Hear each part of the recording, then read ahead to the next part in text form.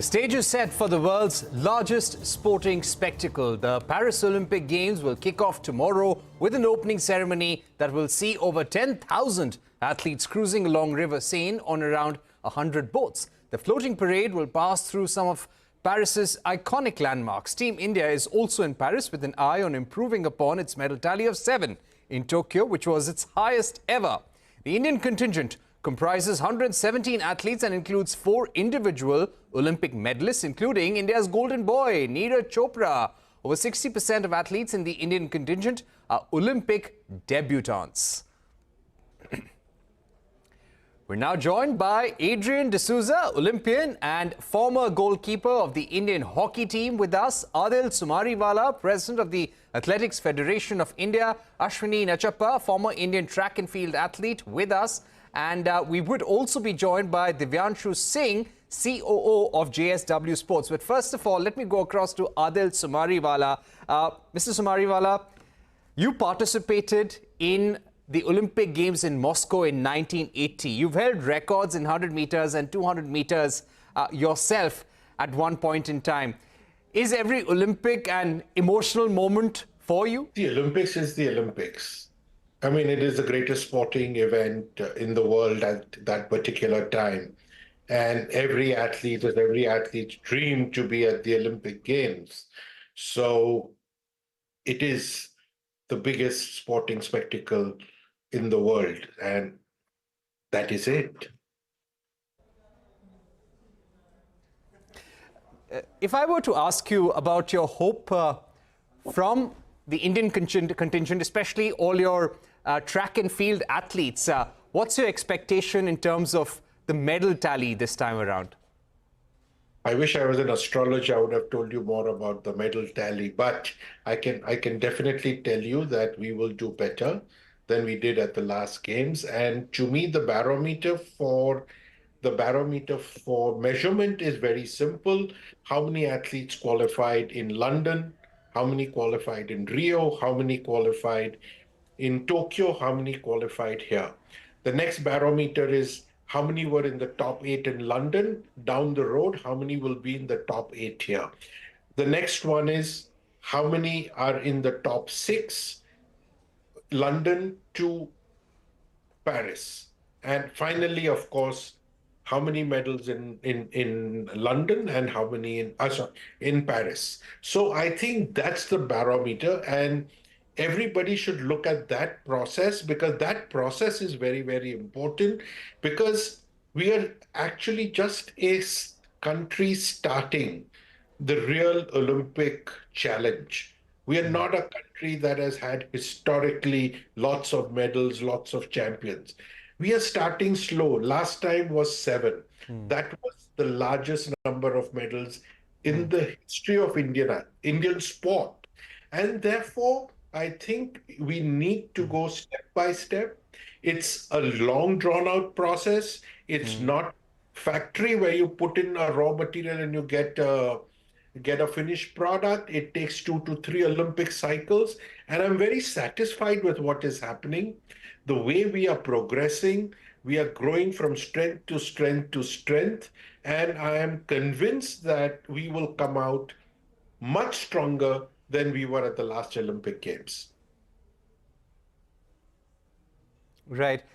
You know, Neeraj Chopra is being considered the favorite after winning the gold at the Olympics in Tokyo. I'm sure there must be a lot of pressure on him, his coach as well. How are you trying to keep him insulated away from all the hype, all the pressure, make sure he's cool-headed on the day of his performance? It's actually you media guys who create the pressure for him. There is no pressure as far as internally. The issue is everybody says he was a gold medalist, so you put pressure. No, today he's number 4. He's not number 1. He's number 4 in the world, and with the latest rankings. So therefore, we put pressure on him unnecessarily. And one of the things we've done is we've kept him away from India. And I hope he's listening to advice and not reading newspapers of India or listening to TV channels, because that puts pressure on him. As far as he's with the athletes, There is no pressure. As long as he's with the Indian team, there is no pressure. As long as he's with the coaches, there is no pressure. It's different areas, starting with the media that keep putting pressure on him, publishing his picture every single day in the newspapers because that catches eyeballs. So I think we are doing more harm by doing all this than actually supporting him to win a gold medal. Yeah, one more question. And then... All right. So my final question to you would be about looking at India's performance at the World Championship 2023 in Budapest. Which are some of the sports within track and field that you would be most hopeful about, or you're most excited about as far as India's performance goes? So, I mean, it's very clear that you have javelin throwers. We had 3 javelin throwers in the top 6 in the world in Budapest. We had the 4x4 relay, which within 24 hours broke the Asian record twice. Twice ran below 3 minutes. Outstanding performance. You have Sable there. You have Jeswin there doing long jump. He jumps his 840. He will be in contention in the top few. Look at Parul. There is Parul. So there are so many of them. There are so many of them. I think the women's 4x4 will break the Asian record. I think the boys will once again break the Asian record in the 4x400 meters relay. So that's my barometer for judging performance. See, medal, it can be 1 centimeter, 2 centimeter, this side, that side. These are things that happen on that particular day at that particular moment. Look, for example, Neeraj is the Asian champion, the Commonwealth champion, the world champion, and the Olympic champion. Now, in all these events, there were throwers throwing over 90 meters. Every single event that he competed in, but he has never thrown over 90 meters.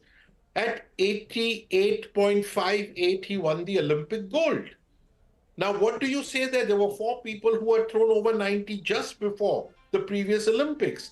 So what happens on that day is what happens on that day. And therefore, I said, I'm not an astrologer that can predict medal, but I can tell you overall, the standard is going up, and overall, we will do better than we've done before.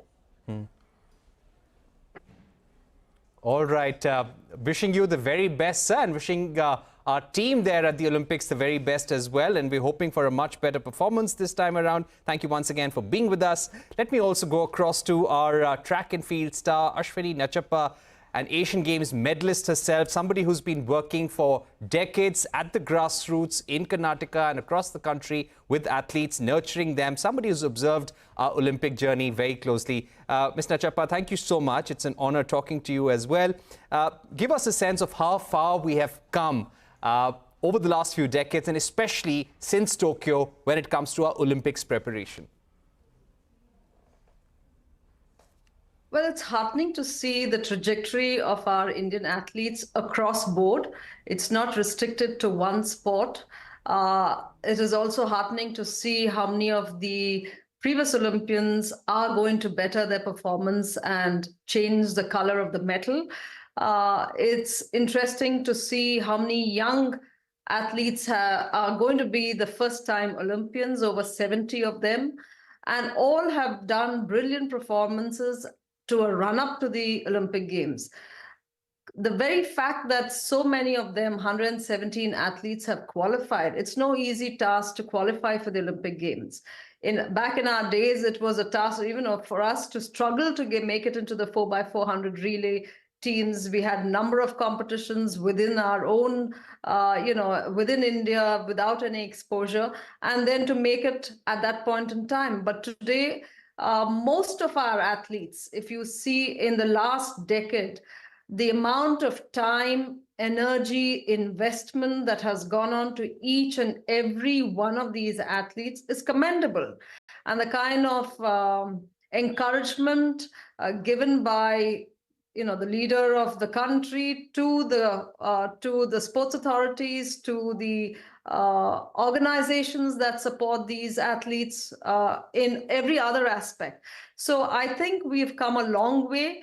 We have to go further to get, as Adil rightly said, we aren't a nation that has been winning Olympic medals consistently over 2-3 decades. It has just begun. The transformation in sports can be seen now, and I think in the next 2-3 cycles we will be able to make India truly a sporting nation.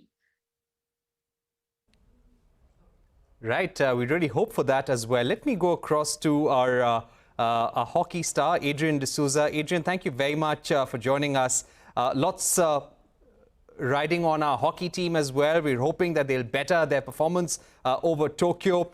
Where do you think they need to work on, and how well prepared a side is this when it comes to experience and youth mixing together? Hi, Parikshit. Good evening.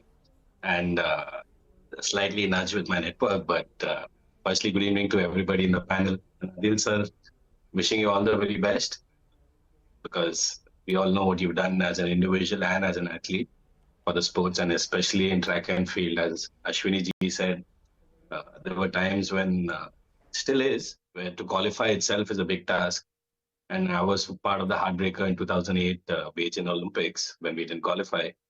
And watching the boys come back with bronze in Tokyo was something that we all waited for, you know, as a sports fanatic, because hockey has been one sport where we've achieved so many gold medals. And it's like, you know, the multitask was given to the youngsters, that is us, our generation, to, you know, take up to it. And the boys have been doing very well.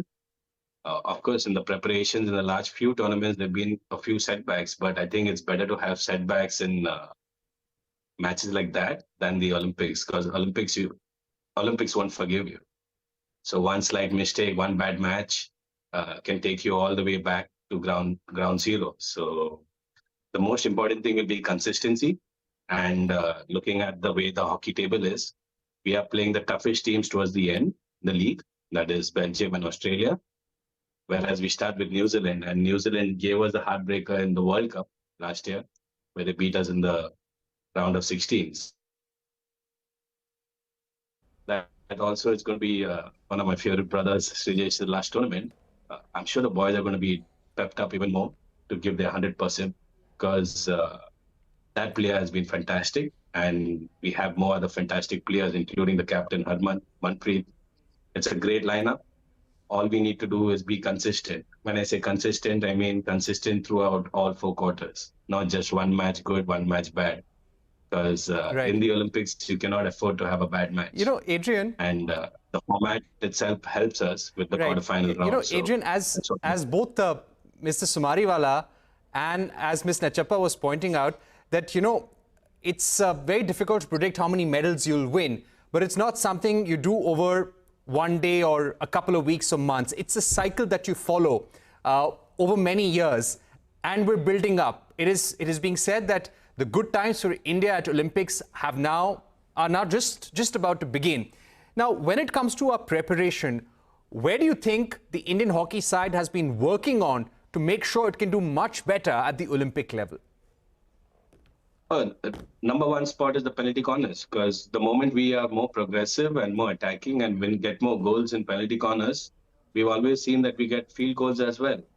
And I think the World Cup was the perfect example for us to see if we do not balance our field goals and penalty corners, it will hurt us, because we are a scoring nation and we have to be aggressive and get in more goals, because defensive, we've always had that large 5-minute torture scenes, but we've grown from it. We've been much better, including our fitness levels. Right. Let me go across to Olympian Manavjeet Singh Sandhu as well, someone who's made us proud several times in the past. Manavjeet, thank you so much for joining us on the phone line. You know, one question that I really wanted to ask all our Olympians, all our sports stars who are here with us today is what it is like to perform in your game at the Olympics. The day when you have to perform, minutes before it, what's really going through one's mind? How tough is that situation? Well, we would be lying if we didn't say that the pressure of and the expectations of the nation are foremost in your mind. And in all the other games, whether it's the Commonwealth Games or the Asian Games, one is to an extent a little selfish. But it is when you get to the stage of the Olympics, for obvious reasons, all other thoughts and motivations are kept aside. And one wants to perform only for the country. And that has been on my mind, as it is, I'm sure, have been on all my fellow athletes. We need to do it for the country. So there's a mix of hope, anxiety, nervousness, and of course the confidence of having worked really hard and a feeling of being, of deserving to be at that position, a certain feeling of accomplishment of having to be deserving to be on that big stage. Right. So we have a 21-member shooting contingent this time, Manavjeet. How hopeful are you about their performances? Any ones that you're particularly looking out for, your favorites, so to say? Well, we've had a disappointing 2 Olympic Games, and I'm sure that our contingent is raring to get another crack at an opportunity to redeem itself. We've sent the largest ever contingent. All of them are exceptionally well prepared, talented, and all of them have earned their place. Like I said, this is now now with the quota place, it's extremely competitive just to book your place. So having beaten the world to get there, I am reasonably confident that anything less than 3 medals would be a slight disappointment. Realistically, we should aim for 3 medals. We should aim for 3 in shooting, definitely. We are going to take a short break. I'll request all our guests to stay with us. We'll be right back.